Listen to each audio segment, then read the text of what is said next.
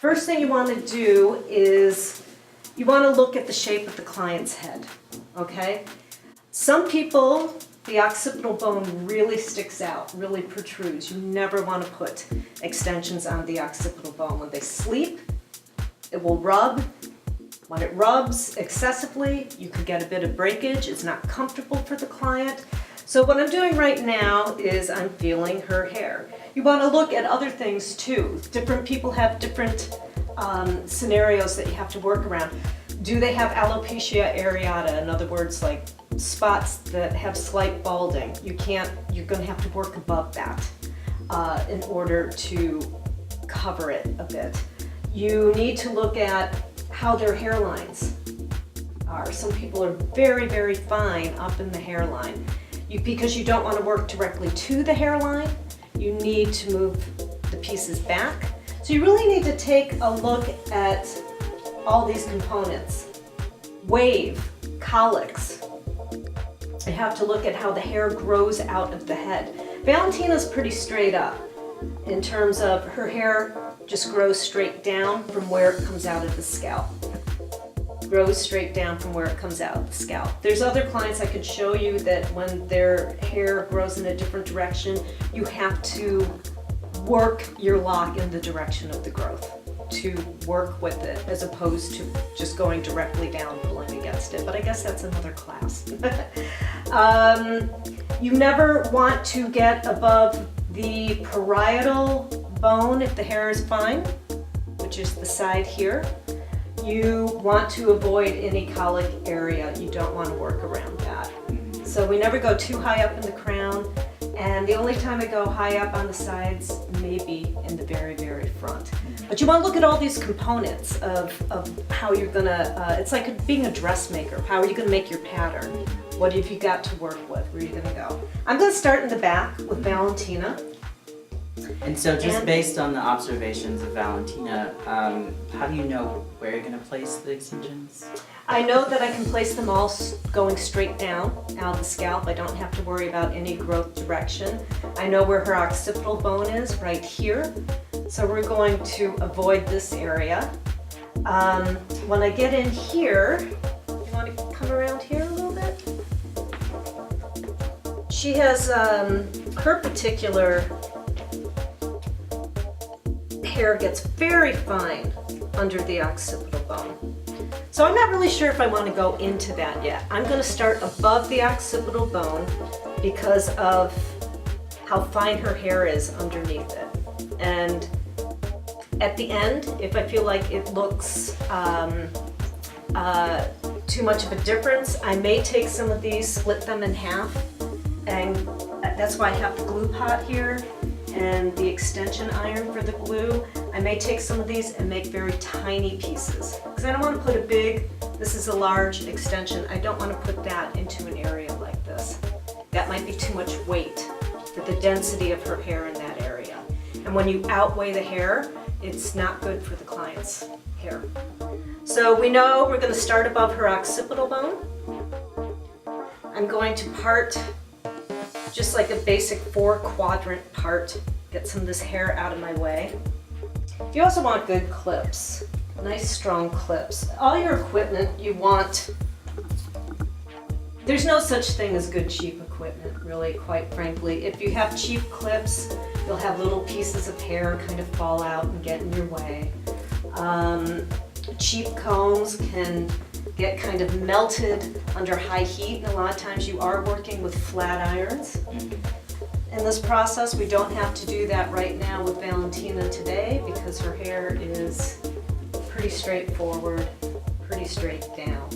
Again, feel where you're at with the occipital. We're going to start right above her occipital.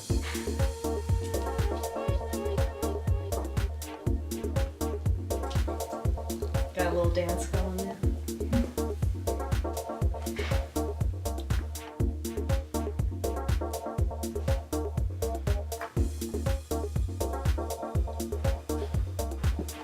You want to make your partings clean.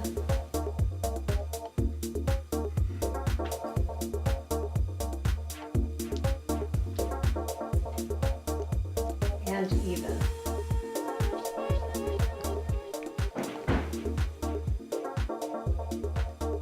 feeling this and I'm thinking maybe, and this happens sometimes, I'm thinking maybe that's a little too close. So I'm gonna repart it because I don't feel comfortable there. It's not written in stone. You don't have to maintain it just because you put in the part. Always double check like I just did. I'm gonna start with my darkest color over here for the bottom line. I'm gonna start with the deeper color, and again, we are, what did I call it earlier, a shadow ombre. It's not like a full-on ombre that we're doing right now, where it goes super, super light at the ends, slightly rootier, but we're going for kind of a very natural kind of look, a natural kind of blend where it gets progressively lighter. So this will give her still some blonder hair, and it won't be her hair that's getting colored. She'll get a little bit of benefit of this color, and she'll also get the benefit of, when she styles her hair will hold the curl more. She has a very interesting thing that I covered on earlier. Her hair will not take curl with a plain old curling iron. It's very strange. But we know what works. So I brought like a waving iron, which is kind of flat. I've done a lot of pictures with Valentina. She kind of turned into my muse over time. We've done pictures with wigs. Do you have those on your Instagram? I do have those on my Instagram at JoMohair, Jomohair, JoMohair.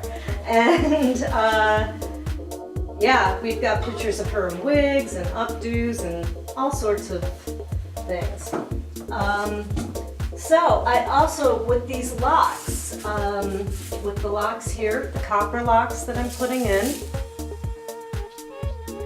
from Hair and Compounds, I'm going with a dark color. I want to blend in with her hair, as opposed to blending the copper lock with the color of the hair. I want her real hair to blend into the locks. If the locks are lighter than the person's real hair, then the locks shine out. If she's like caught in wind or you know, dancing around, it's just better to go with the deeper kind of lock. So I'm starting in the center, in the back.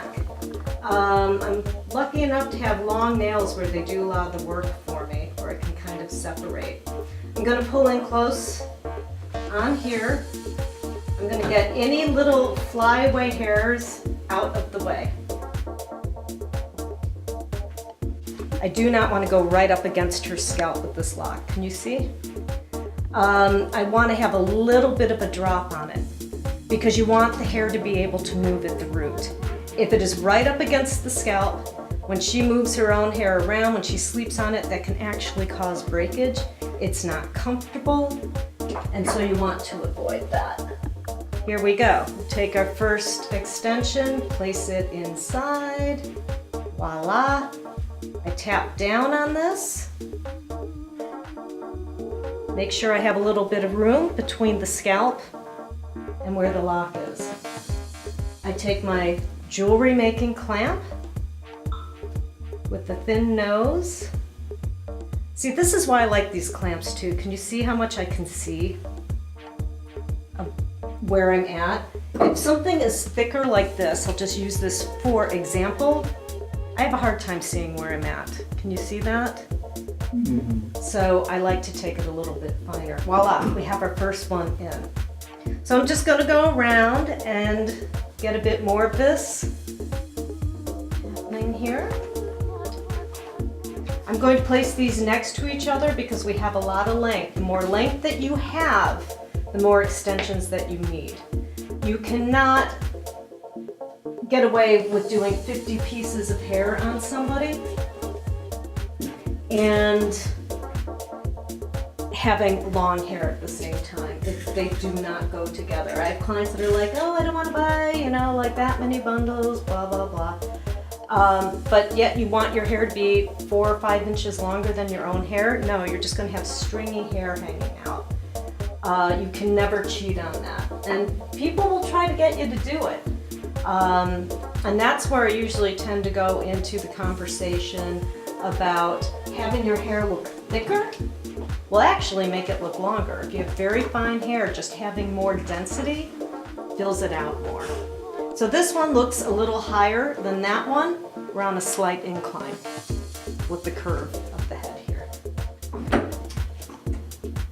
So let me ask you, have you made any mistakes during an installation in the past that you learned? Never, no.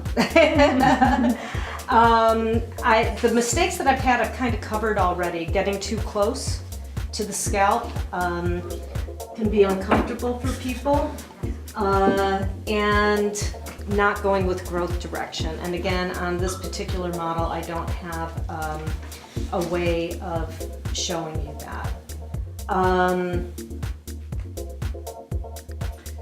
What about, are there any tips, tricks, or shortcuts that you've discovered during your time as an extensionist?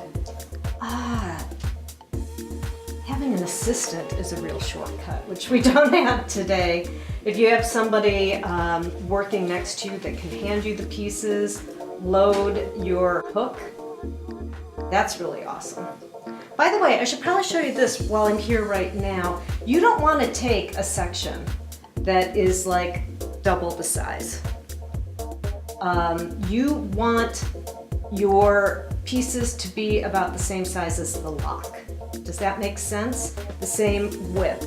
I don't want to take something this big and pinch it into a lock. You can have your locks spaced apart for less extensions, but you don't want to take a mass of hair from all different directions. You want to get it as close to where it grows from in order to have the least amount of stress on the hair.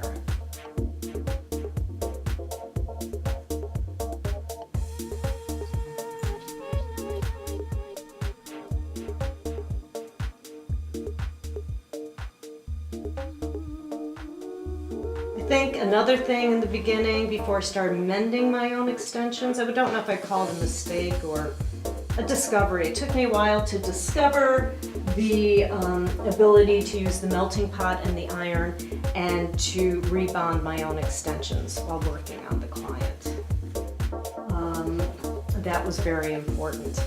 Instead of trying to work a really flattened, shaped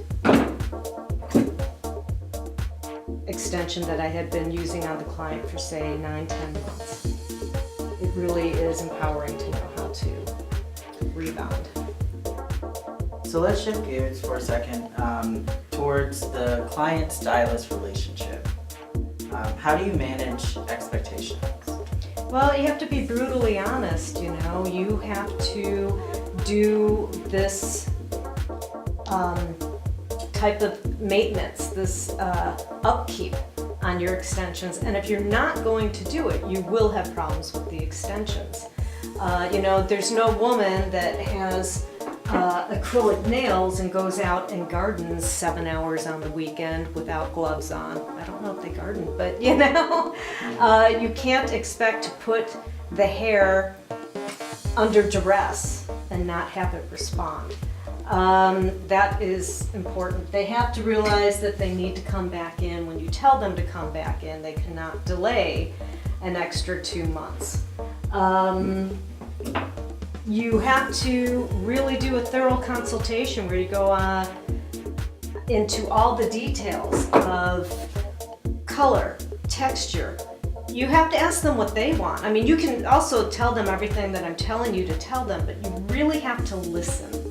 You should have a care package with rules, maintenance. You should keep a card file on them where you write down what colors you've used in the past, what techniques you've used in the past, because sometimes people may switch from this to glue or glue to this, but you should keep a running record so you always have all their info available to you. So, I mean, you know, with you describing that, have you actually had that experience, and is that how you know that you have to get the client to repeat what you're saying? Yeah. So that they don't have unrealistic expectations? Yeah. I really and it's not just hair extensions. It's clients in general. Oh, you want to be bleach blonde, like super white blonde. Well, this is going to take a number of times because your hair is a level 2. You're not going to get there overnight. People get their eyes set on what it is they want, or maybe they've seen a YouTube video and this girl got there in one session. Well, yeah, she was a level 7. She was already a naturally dark blonde. Her hair was fine. Yeah, she did get a bleach blonde in that step. Just to use as an example, people see things and then they kind of envision that's how it's going to be for them. But everybody's hair is completely unique. Everybody's situation is completely unique. And if they are not hearing you, you need to know. You need to know. And the reason why I think it's a little bit more important with extensions is because people are dropping a lot of money to get their hair extensions done. It's not like a haircut. If they're disappointed in something that was expected because they weren't listening, that's a bigger deal. And I think clarity, just clarify where you're coming from and what they want. And then there's also, sometimes people want really long hair, but when you look at their body and you look at their face, it's really just not the best thing for them. I think you also have to put your aesthetic in and be like, that's not the best thing for you. You're short. If your hair is this long, you're cutting off your figure a bit. You're short and you're taking away your waist or whatever. You have to kind of remind them of how the whole thing will look on them, because not everybody, is a model. Not everybody has the potential to look the way some people do. And I think to be realistic about expectations is very important. So another big one, prices. Yes. You hit on it a little bit before, but how do you overcome any price objections with your clients? That's a tricky one, because actually I honestly feel I've come to the conclusion that there's no way around it, because it is a service that it costs money to do it properly. You know what? You can buy cheaper hair, you can buy less quality hair, you can go out to a lot of these little places in the strip malls that offer really cheap hair, but they're really not any better off because they have to replace the hair every time. A lot of times it's not Remy hair, even though it may be human hair. It's been processed with textile dyes and polymer. So let me stop you for a moment. And again, what is Remy hair? Remy hair is when the hair is cut in a ponytail, when it's collected off the person, and the cuticles, which is the outermost layer of the hair, the cuticle all faces the same way. The reason why it's important for the cuticle to face the same way is that the cuticle, it's almost like fish scale imbrications on the outer layer of the hair. And so if you have one strand of hair, the cuticle is facing down, and the other strand that's facing up, the hair will snarl on itself. So it all needs to be facing the same way. Hair is stronger and healthier when it has a cuticle on it. So Remy hair it's been collected in a way that it's full cuticle and it has more strength. You want to make sure that the hair has not been colored with textile dyes. Textile dyes color everything from upholstery on your couch to drapes. It's not really designed for hair. I think it's used because it's cheap and it doesn't fade, but it's not the best way to go about coloring the hair. So you can get cheaper hair that is non-Remy. You can get cheaper hair that has polymers on it, but you know what? You give it a few shampoos and it doesn't look good. It turns into like Barbie hair, doll hair. So you can't compromise on the integrity of the hair by using a cheaper price line. Yeah. And I have also found when I've given people deals in the past, it's never really appreciated in the long run. They just kind of come to expect it. from you. And this is a process that can take many hours if you're doing a lot of extensions. And you have to think about how many hours you're on your feet and how it is on your shoulders and what you're giving up in order to give this service. You can't give yourself away, and you can't use cheap hair. And if people want it done that way, then really, do you want that representing your work? Do you want that representing your integrity? I don't, personally. If somebody's hair looks awful and they go, oh yeah, I go to her, you know, it's like, oh, you don't want that. But I don't really think you can compromise too much on the price. But the way in which this method does compromise, or not compromise, the way this method works to help me with my clients is the quality of the hair is so good, and because we are not gluing this onto the hair, we can reuse this hair again and again and again. Because when she comes in to move it up, all we're going to do is pop this open, clean out the shedded hair, place it back in, move it back up, clamp it back down. And the quality of this hair is so good that I've had people that have had the same hair for 1.5 years and have not had to turn around, buy new hair, and it has ended up being an hourly move-up charge. So we've gotten this one side in so far, and you know what I was talking about earlier is you know, people that don't want to buy many but have a lot of length. Could you imagine if that was it? And we pulled the rest of her hair down. You've got that hanging out. You simply can't do it. When you're going longer, you have to put a lot in. So there's like an example of that. Can I turn Valentina here a little bit more towards me? Would that be okay? Sure. I'm right-handed, so I have to work from the right side. You know, I was saying something earlier about the table, this being such a nice big table. Most salons don't have this available to you. When I work in my salon space, I usually am using 2 trays, or when I work in Chicago, I've got 2 trays available to me. I work in both Chicago and Los Angeles. I'm based in LA. In LA, I have a nice big station. And I utilize my station for the things that I'll need backup, and I just kind of put the bare basics on the tray. But working off of this makes me kind of want a fold-out table right now. And an assistant, right? And an assistant. What are you doing, James? So yeah, we're just working around, going around with that here.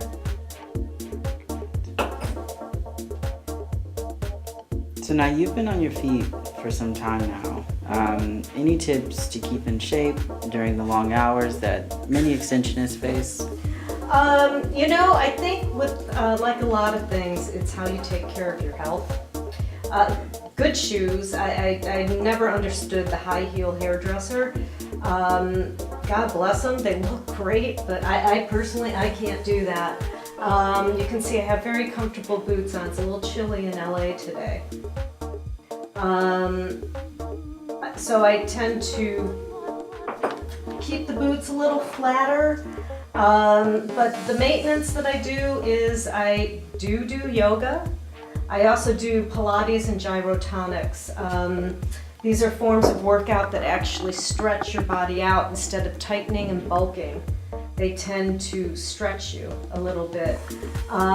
For years I didn't do it, and it has really helped me to maintain myself in the time that I'm not in work. You know, if I've had a hard work day and I go to a yoga class afterwards, I feel amazing at the end of it. It's really, you know, just like eating right during the workday. You can't like snack on candy and Cheetos and think you're going to make it through 8 hours. I think it's really important to take care of yourself, to eat right, Absolutely. to do exercises that help you maintain your stature, and for me, comfortable shoes, definitely. So I do want to say, for those who are chiming in to our live feed, if you have any questions, please leave them in the comments. We will ask Joanne. I believe we do have a question coming in from Facebook. Oh, nice. Do you charge by the amount of bundle/hair installation, or by the hour, or both? Both. Especially with this technique, by the way, I'll explain, but I just want to show you guys I ran out of my extensions here. So I'm going back in, lifting the book, and spacing these extensions apart. But to get back to your question, and then I'll put the book back down on the extensions to hold them in place. But you don't want to put them too close together because then otherwise they'll pull on each other and you'll kind of have a mess. I'd rather reload often than not. You have to charge both by the hour and for the hair. They're two different things. Hair is expensive, you have to charge for that. You also have to charge for your time. When they come back in for the maintenance, we then just charge them by the hour because they've already paid for the hair. And that's a huge plus for the client.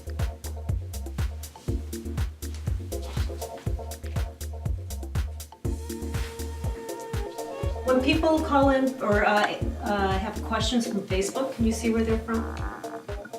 Yes, those who are tuning in, if you wouldn't mind just leaving in the comments where you're tuning in from.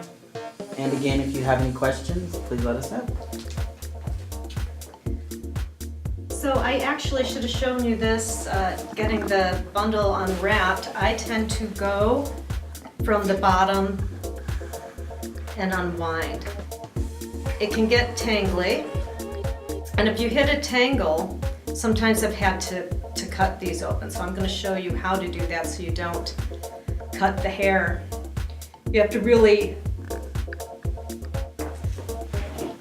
and you never use your hair scissors, you have to really bend the hair to separate the rope from the hair. You don't want to dig into this and then cut the hair. That's just nuts. But you really have to bend it back over your finger to kind of get through. And then I continue to unravel when that's out of my way. Ta-da! And that was one, you know, when you asked about mistakes I made when I was starting out, that was one. Not bending the rope back before I sliced it. That's a bummer. Because if you ruin the hair, you're just going to have to eat that cost. You can't pass that around to the client. All right, got my book back in place. That means I can pull these out individually. So I'm back to this. I kind of propped this one up because I was busy with that. Take this around, put it here. Valentina has a little bit of static electricity in her hair today, but I don't want to put product on it because I don't want to make her hair slick or create any kind of residue on the hair that could cause the extension to slide out. So when we're dealing with something like that, and I don't know if you can see it from the camera perspective, but we have a few pieces here. You can always take this, lift it, and this is why I work with so many clips around me and get that out of the way. You know, 4 clips for the 4 sections, but you may need some extra ones. And again, good clips. Cheap clips don't work.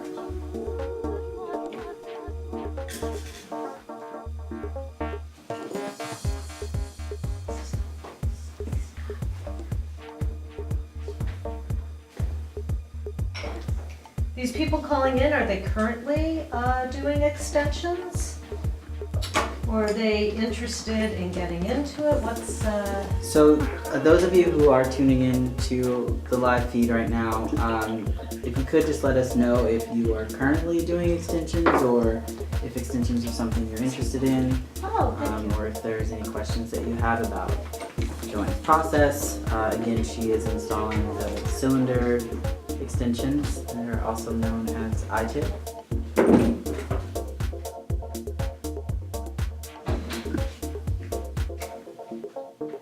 Again, keeping consistent, keeping it the width of the lock.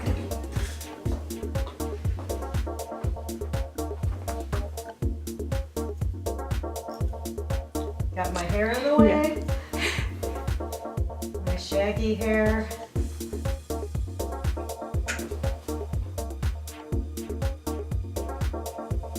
So on average, how long does an installation take?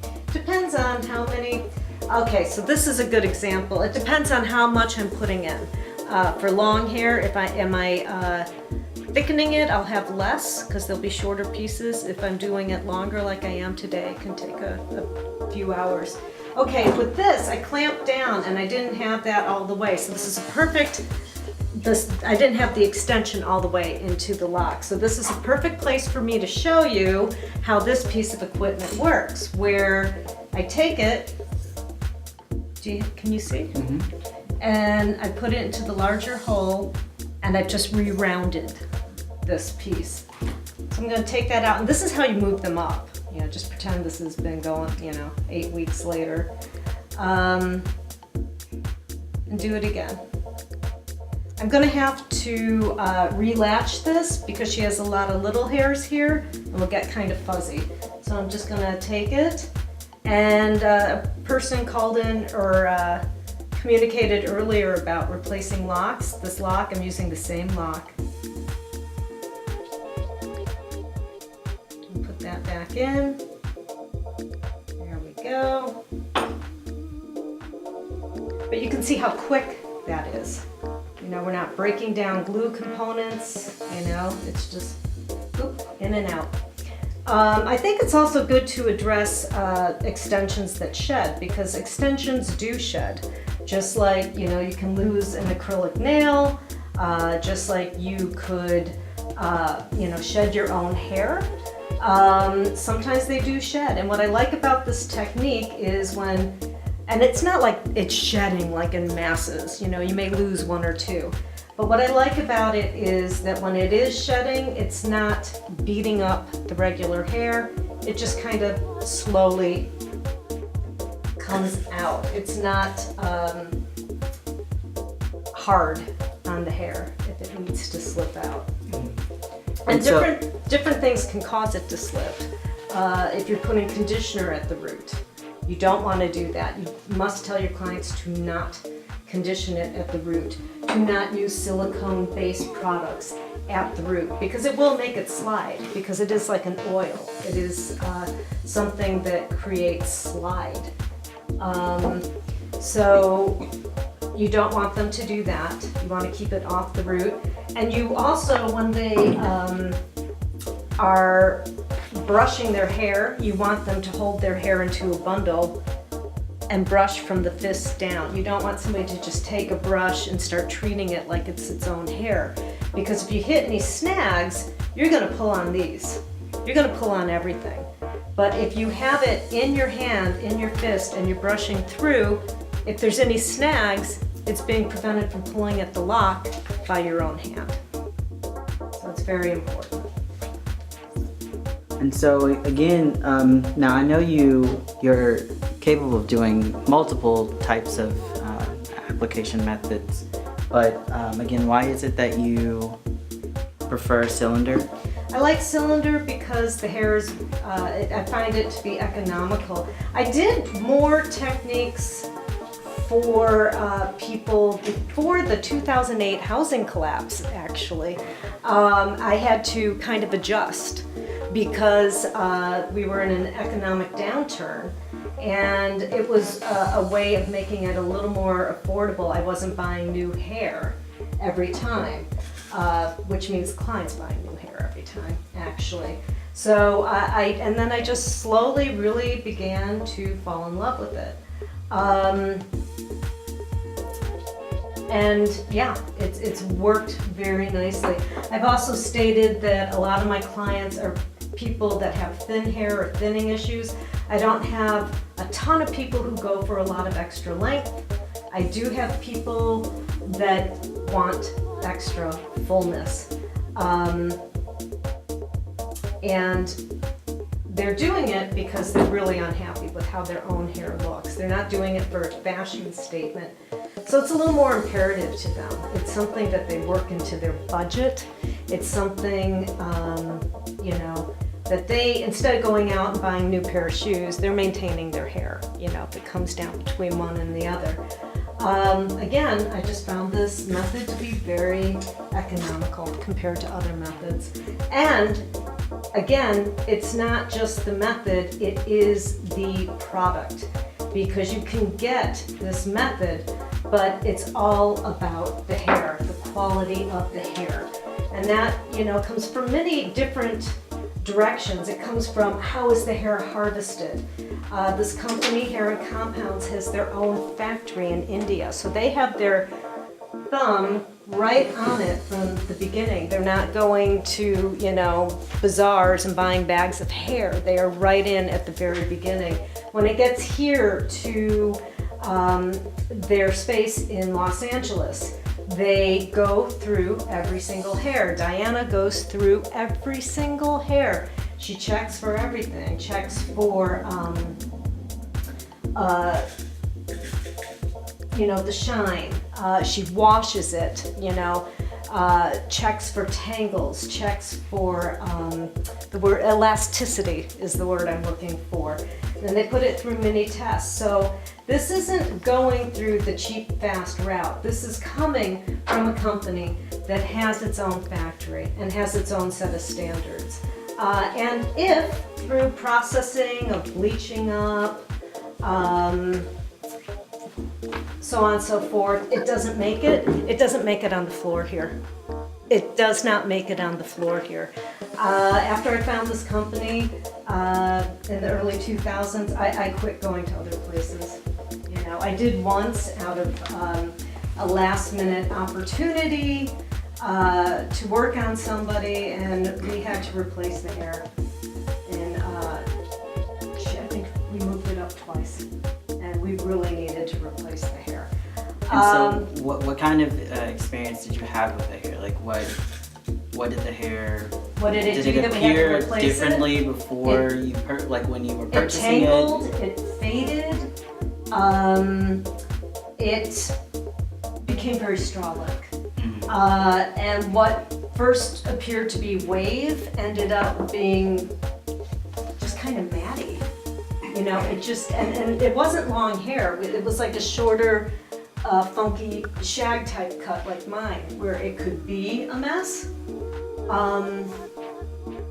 but it didn't work. It just did not work for her. So you want to go with a product that has the integrity that's going to work for your client. That's client stability right there. If you're getting inconsistent quality from companies, if you're getting, for example, I was talking earlier about how I shadowed this hair. If you are getting cheaper hair that's been colored with textile dyes, you can't change the color. You cannot change the color because it's been colored with textile dyes, and nothing's going to break through that. So there's a lot of options in working with a better quality. It saves you in the long run. It really does. When it comes to good quality hair extensions, what are some things that you can only get from really good quality hair extensions that you can't get? Longevity. The fact that I can, if she wore these straight for a year and a half, they'd probably still look really great. As long as she maintains them and isn't going against the wishes, not going to bed with her hair wet. That's a huge one, folks. Do not go to bed with wet hair with extensions. You just can't do that. You shouldn't do it with your own hair, but really don't do it with extensions. But yeah, longevity, and also just the way it looks. Cheap hair doesn't look like real hair. It may for the first 6 weeks, and then it starts to go straw-like. And that's, if you want to work with temporary pieces for a photo shoot, and you're just popping something in on somebody's head that you'll never see again, and you're just doing it because you're doing commercial photo shoot, which I've done before, cheap hair is fine. You don't want to spend a lot of money on that because, you're matching it to somebody you're never going to see again. They're not a regular client. But if somebody's wearing something day in and day out, there's going to be wear and tear on it. So you better start in a healthier place. let her start and help you. So before the extensions are installed, is there a certain state that the client's hair needs to be in before? Clean, dry hair.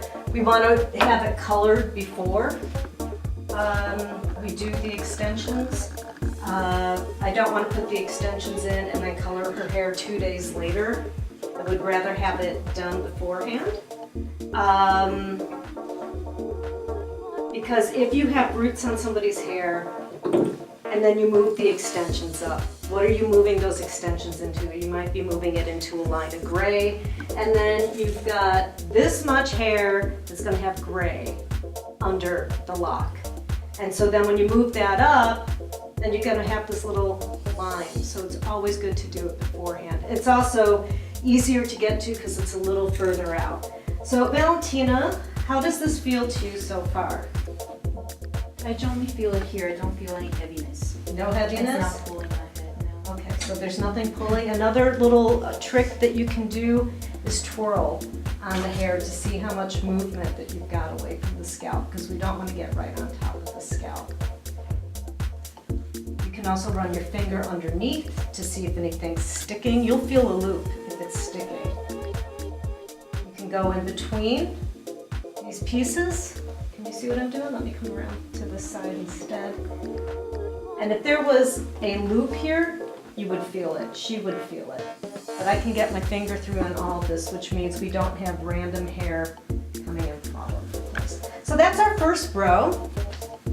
And we're going to move up from this point. Now, when I move up on this row, I'm going to start to add in some of the shadowed, rooted hair that I colored the other day. But before I do that, I'm going to trip on the tablecloth. And after I trip on the tablecloth, I'm going to just lay out a few more pieces here to have them ready for my next row. And so adding in the shadowed hair is going to put some more blonde heading in towards the ends of her hair.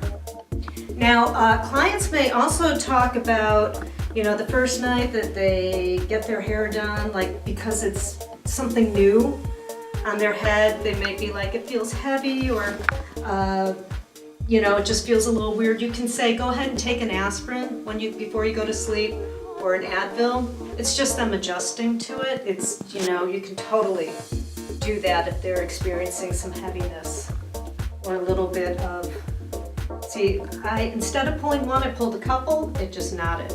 Go back to one, which is why we have this thing right here. And what is that you're using?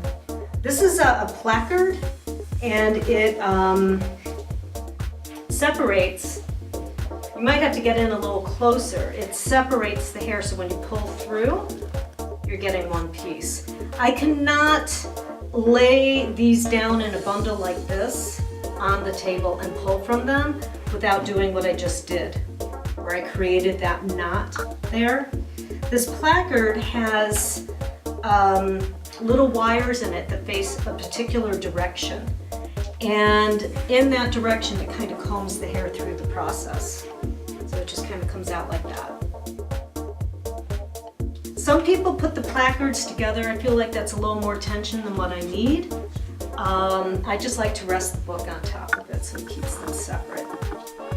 Or in this case, Out of Order magazine. All right, so I'm gonna go back to the center of the head and work on the next row up.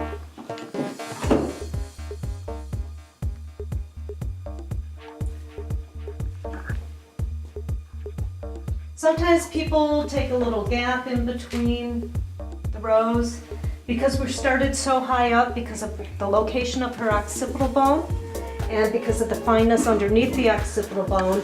I want to get more hair in. Did I say the fineness of the occipital bone? The fineness of the hair underneath the occipital bone.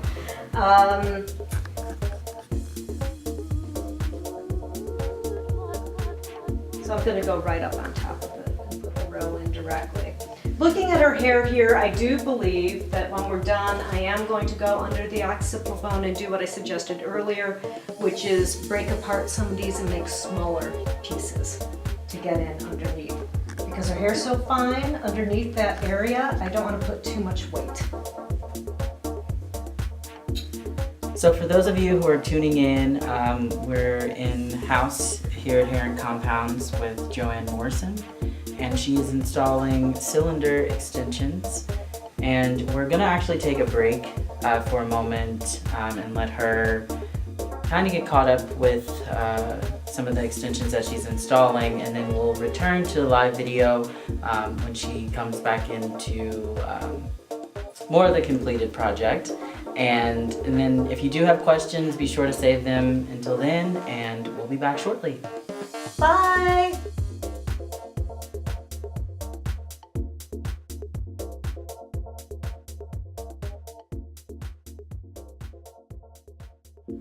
Hi YouTube family, thank you for watching. We hope that you enjoyed our video today. Subscribe to our YouTube channel for more videos like this and the latest updates in the hair extensions industry.